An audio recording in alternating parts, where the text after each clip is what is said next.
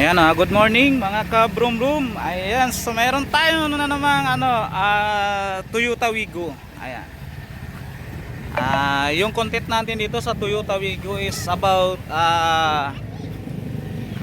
OBD port. Ayan. Ayan, so tungkol ito sa OBD port kung saan matatagpuan. Ayan, so ito yung driver seat, passenger seat ng ating Toyota Wigo.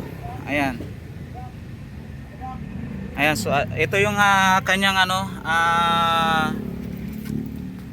OBD port. Ayan.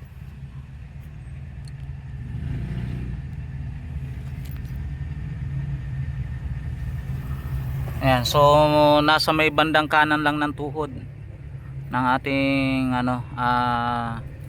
driver. Ayan. So shout out sa mga sa mga may-ari ng Toyota Wigo na halimbawa na yung inyong sasakyan ay nagkaroon ng check engine.